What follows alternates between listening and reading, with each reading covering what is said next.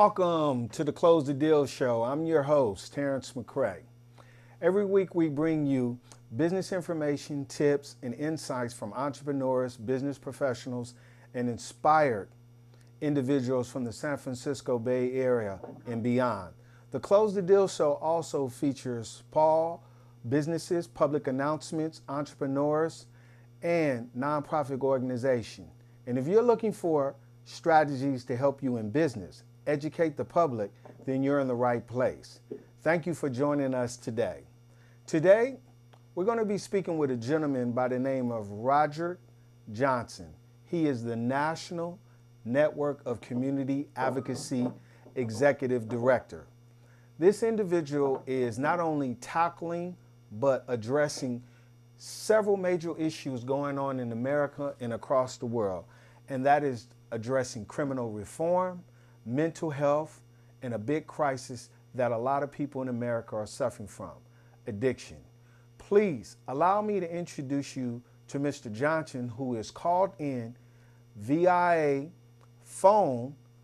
Mr. Roderick Johnson, welcome to the show. Hey, what's going on? How are you? Oh man, we're doing great out here. Okay, where are you located? I'm in Las Colinas, which is right outside of Dallas, Texas.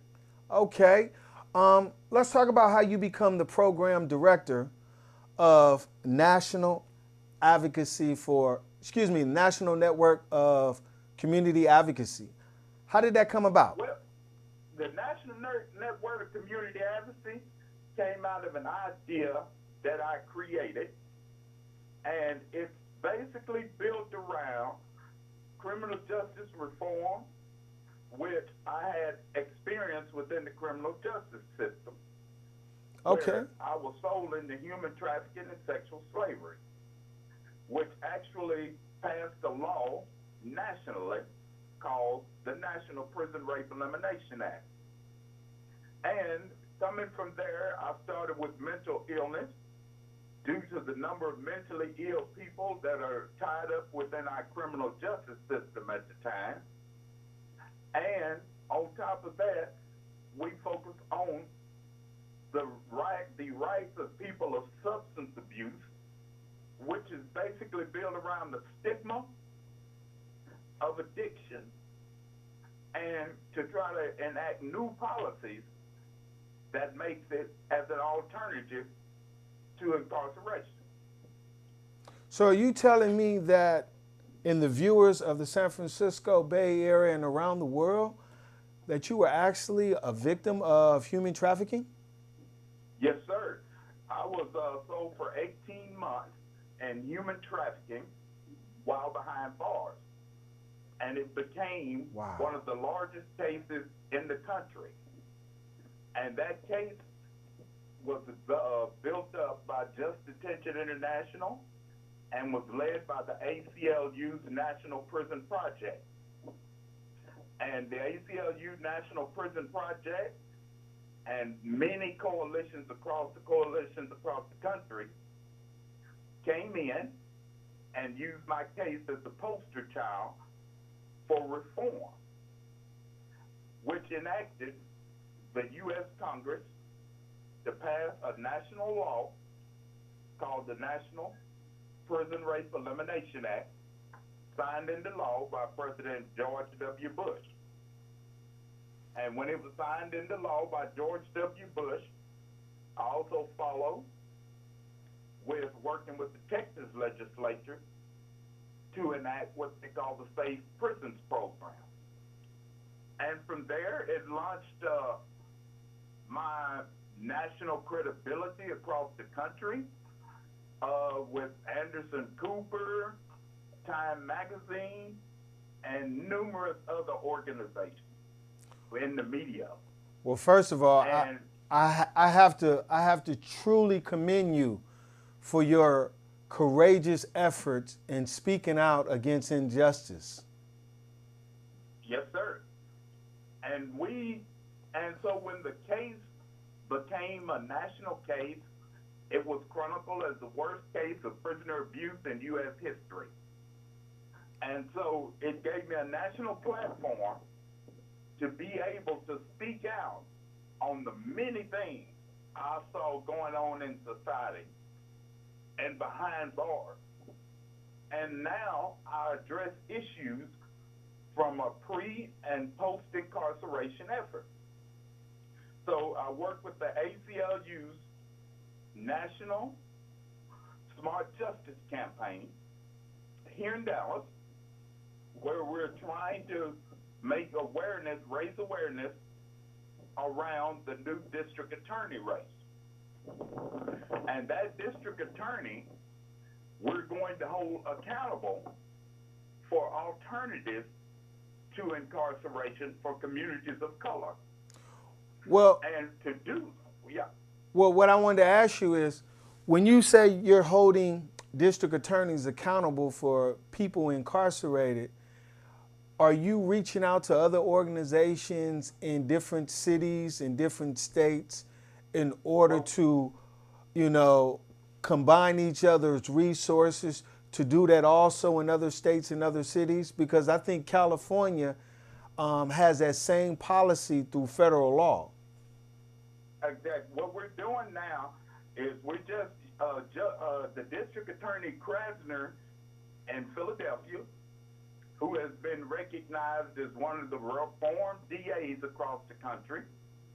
The ACLU Smart Justice Campaign is the one that worked to get him elected there. So we're duplicating those same efforts here in Dallas to bring these same reforms as a national model. And the district attorney is the first line of reducing mass incarceration, because he makes the decision of who goes in. And we hold the legislature accountable for who comes out. Now, to me, I've never heard such of a movement. I've read about organizations addressing rape in prison, but this is something that a lot of people don't really pay a lot of attention to. And those that do, like yourself, that have experienced this horrific act in itself, you have a lot of people that advocate for these type of programs, but to be able to actually hear it firsthand, it's mind-boggling to know that these activities still occur in our country, where people are failing to overlook, this situation and needs to be addressed. And it sounds like to me that what you're doing is not only good effort, but it's your life now.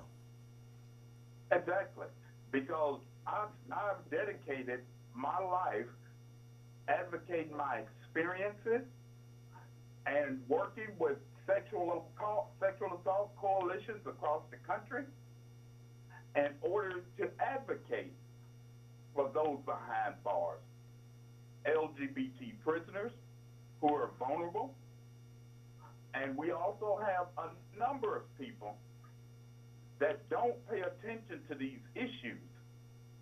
So that's why family groups, Color of Change, a number of organizations have came on board to push this effort into the prisons, the jails, and to get some type of stability here in society that will give people the opportunity to stay in society. And staying in society, you have to address what our prisons and jails have become. Because our jails and prisons are the new drug treatment facilities, or the new mental health facilities.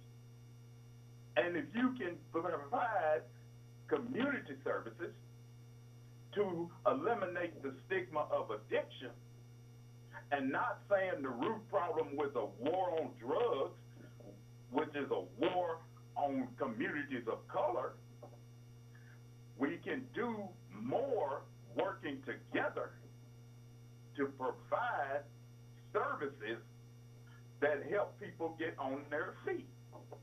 Well, Mr. Johnson, could you elaborate in the last 6 months, what have your program actually done, not only in Dallas, Texas, but abroad? What our organization has done is we built a coalition of organizations across the country. And who they may be? And who are they? The organizations are Color of Change. We're working with the Texas Association Against Sexual Assault, the National Survivors Network, which is a part of the Coalition to Abolish Slavery and Trafficking, the National LGBT Criminal Justice Working Group, Witness to Mass Incarceration, that have come together with Just Detention International and a number of other small grassroots groups in Texas that have basically made this issue something that we're going to build around housing, shelter, providing primary services. And to do that, we brought service providers into the fold. What about employment? Employment is one of the biggest things that we're focused on, because once we can get a person stabilized, then we can start bringing in the things that will help their careers and their life grow. Have you ever heard of 70 million jobs? 70 million? 70 million jobs is a company, and the CEO is Richard Johnson, a good friend of mine. He is also an advocate in the same field that you are in. Look him up online. And I believe that he will also be a tremendous, tremendous person that you could bridge the gap with in addressing some of your issues. And we definitely need people like that. Those are the people that we're reaching out to, because this isn't just a one city show. This isn't a one state show. This is something that affects every facet of America. And we have to take this to America. Sounds like to me you're not only doing a wonderful job, you're living your dream right now and fighting back against injustice, as I said. And I believe that the more and more time and effort that you put into what you're doing, the end result is going to be you saving lives and helping people overcome their addiction and their mental health issues, and providing housing as well as food so that they can be able to go get a job and put it all on the table. And that's the whole goal. And I don't think I'm living the dream. I think that all I'm doing is filling in the gaps of the things that made me a victim to society. Okay. And so it's not a dream to me. All I'm doing is the things that I've had to do, that I had to learn, that gave me an opportunity to turn into being somebody. What motivated you? What motivated you? Is my experience, my passion of seeing other people that have suffered that don't have a voice. Because some people have nobody they can depend on. They have nothing to turn to. They need more help. It's not as easy in society as people make it to be. Because some people say, well, I can call on my sister or my brother, my mother. But what about those that don't have that? Those that don't have that don't have the growth opportunities that most people say, go get a job. How can you go get a job if you don't have stability? Absolutely. That sounds absolutely right. Mr. Johnson. Yes, sir. What's next for your organization?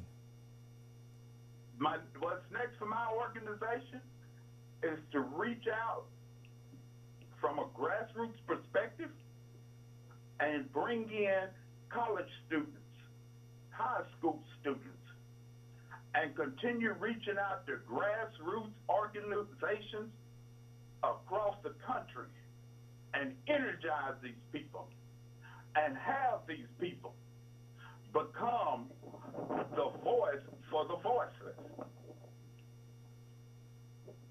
Well said. How could people reach out to your organization and contact you and look you up? Where could they find you? They can go to Roderick Johnson, 1968 at gmail.com.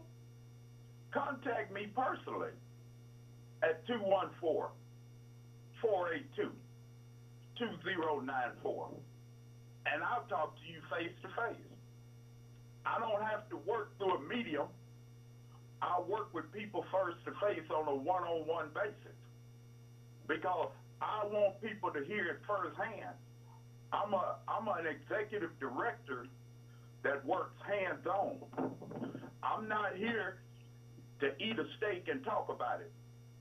I'm out here to get in the trenches and touch the people. Well, Mr. Roger Johnson, I would like to thank you for coming on today's show. And not only do I wish your organization a big success, but I also want to be a part of your organization and help you in this movement. And I would love you for that, brother. I appreciate that. We need that. Absolutely. Well, here on the Close the Deal show, we definitely gonna put your word out there, your movement out there, but most importantly, your message. Because it's not only changing people's lives, it's making a difference in those lives. And that's what we're doing, is changing lives. We're changing voices, and we're going to change society. Okay. Thank you for coming on to the show. Thanks for Close the Deal show. Before we close this deal, we would love to hear from you. If you have suggestions, questions, or even want to apply to be a guest, visit us at www.theclosethedealshow.com. San Francisco Bay Area viewers, you can find us every Monday night at 8:30 p.m. on cable Comcast Channel 29 or online, BAVC. Worldwide, find the Close the Deal Show on YouTube. Just type and click my picture, Terrence McCray. Please subscribe, like, and comment on your favorite episodes. Take good care, everyone. Don't forget, find the right connection and close the deal.